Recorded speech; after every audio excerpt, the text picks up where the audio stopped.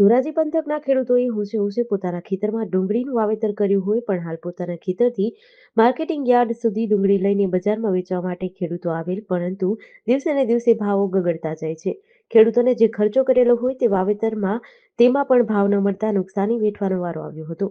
ધોરાજીના ખેડૂતે પોતાના ખેતર જામકનોડા રોડ ઉપર આવેલ ખેતરમાં જ ડુંગળી રાખી, જ્યારે ભાવ વધે ત્યારે સારા ભાવ આવે ત્યારે ડુંગળી વેચવા માટે કાઢવી એમ જણાવ્યું.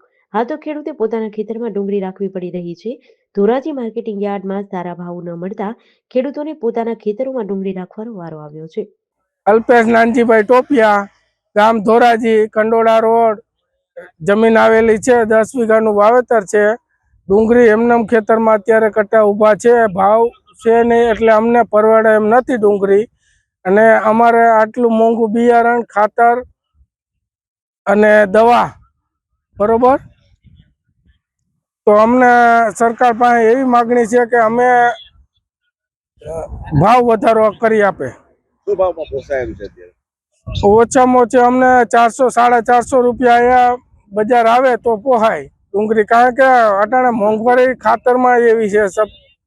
ખાતર જોવો તમે મોંઘા છે, બિયારણ મોંઘા છે, 2 વાર વાવવા પડે. ચોમાસામાં ડુંગળીનું વાવેતર જ 2 વાર કરવું પડે. વયું જાય બધું બી એમાં પાણી ભરાવાના હિસાબે. નાનજીભાઈ છગનભાઈ ટોપિયા, કંડોળા રોડ, 10 વીઘાની ડુંગળી છે. અટાણે હળે છે, કોઈ ધણી થતું નથી. વેપારી આવે તો 150 રૂપિયામાં માગે ને 100 રૂપિયામાં માગે ને એવી રીતે થઈને વયા જાય છે. આ કેળામાં શું ભાવ પડે છે? માર્કેટમાં 150 રૂપિયાથી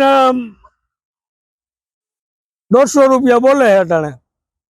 નુકસાની જાય કે શું થાય? નુકસાની જાય ને અટાણે 200 રૂપિયામાં આ મજૂરી કેવડી 500 રૂપિયા મજૂરી છે ને. એ 8 વાગે આવે ને 5 વાગે વહી જાય છે. તો અમારે આમાં અમારી મજૂરી અમારી નથી છૂટે એવી રીતે. શું કહો સરકાર પાસે શું અપેક્ષા છે? સરકાર પાસે શું અપેક્ષા છે? સરકાર પાસે અમે તો એમ કહીએ કે ભાવ થોડોક આમાં વધારે તો અમને ફાયદો થોડોક ખેડૂતને થાય. મૂર્ખામાંથી છૂટી અમે, નકર મૂર્ખામાંથી અમે છૂટી એમ નથી અત્યારે. GDC ન્યૂઝ સાથે વિપુલ ધામેચા, ધોરાજી.